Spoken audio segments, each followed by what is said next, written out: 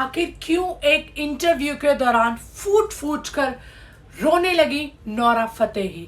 Nora ने बताई अपने स्ट्रगल की कहानी, नोरा ने बताई अपनी दुख भरी दर्द भरी कहानी, जो जो उन्होंने सहा है अपनी लाइफ में। नोरा ने सब एक इंटरव्यू में बताया और वो बोलते बोलते रोने लगी।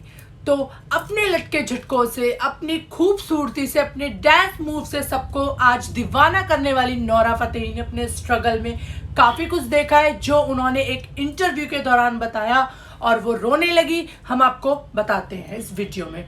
तो नोरा ने एक इंटरव्यू के दौरान कहती हैं, मैं शुरू से ही काफ़ी फिल्मी थी। ऐसे कई मौके होते थे जब मैं बाकी लोगों को पीछे करके खुद आगे आ जाती थी।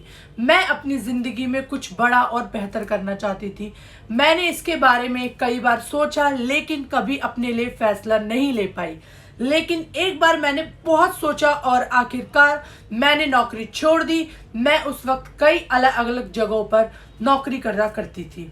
वहीं नोरा आगे बताती हैं, मैं उस वक्त मॉडलिंग और एक्टिंग की एजेंसीज के बारे में गूगल करती थी। जो भी नंबर मिलता था उसको कॉल करके कहती थी कि मैं एक बहुत बड़ी एक्ट्रेस हूँ और आप कुछ मेरी मदद कर सकते हैं।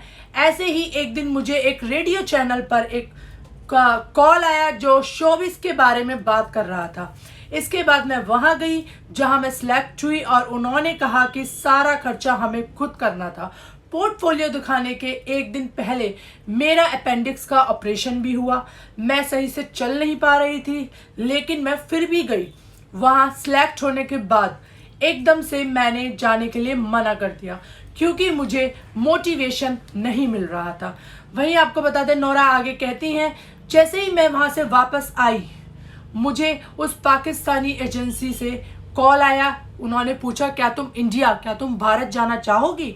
मैंने उसे एकदम से हाँ बोल दिया। इसके बाद भारत में आ गई। जब मैं इंडिया आई तो यहाँ आकर मुझे लगा कि मेरी बहुत अच्छे से देखा जाएगा मेरे को। यहाँ आकर मुझे लगा कि मुझे एक लिमोजिन आएगी, साथ ही एक बटलर भी होगा जो कि मुझे एक स्वेट में ले जाएंगे और अपने ऑडिशंस के लिए इसी लिमोजिन कार से मैं जाया करूंगी। हालांकि जब मैं भारत पहुंची, जब मैं इंडिया पहुंची तो ऐसा कुछ नहीं था और ये मेरे लिए एक चार्टे जैसा था। वहीं नोरा आगे इंटरव्यू में बताती हैं कि उन्होंने स्ट्रगल के दौरान बुलिंग, रिजेक्शन से लेकर ट्रॉमा जैसी सिचुएशंस का भी सामना उन्हें करना पड़ा था। फिर आगे नोरा अपना वही जो है एकदम से उदास हो जाती हैं। फिर आगे बोलती हैं, काश मुझे किसी ने बताया होता मेरा यहाँ पर कैसे कैसे लोगों से पाला पड़ेगा, कैसे मेरा मजाक उड़ेगा, किस तरह से मेरे बोलने के तरीके से लोग जो है मजाक उड़ाएंगे। और जो डायरेक्टर है मेरे को जानबूझकर हिंदी की स्क्रिप्ट देते थे, जबकि मुझे हिंदी नहीं आती थी अच्छे से। उसके बाद भी वो मेरे को स्क्रिप्ट देते थे, किस तरह से मेरा मजाक उड़ा करेगा। बार बार मैं रोते रोते कई बार घर आती थी और रिक्शे से मैं अपने घर जाती थी।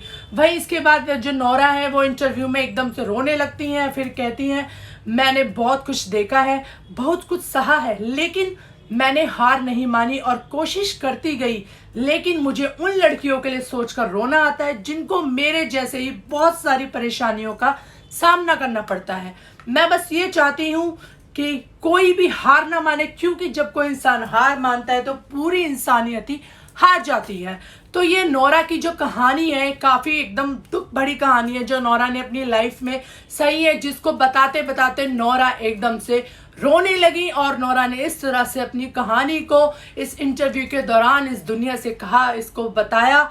तो इस तरह से नोरा ने जो अपनी लाइफ में स्ट्रगल करा है, काफ़ी कुछ नोरा ने सीखा है। उसके बाद इतनी मेहनत कर करके नोरा यहाँ तक पहुंची है, आज सबके दिलों पर राज कर रही है और अपने लटके झटकों से, अपने डांस मूव से, अपनी खूबसूरती से अपने फैंस को नोरा ने दीवाना बना रखा है। तो आप क्या कहना चाहेंगे नोरा की इस स्ट्रगल टाइम की कहानी को जानकर हमें कमेंट करके ज़रूर बताएं।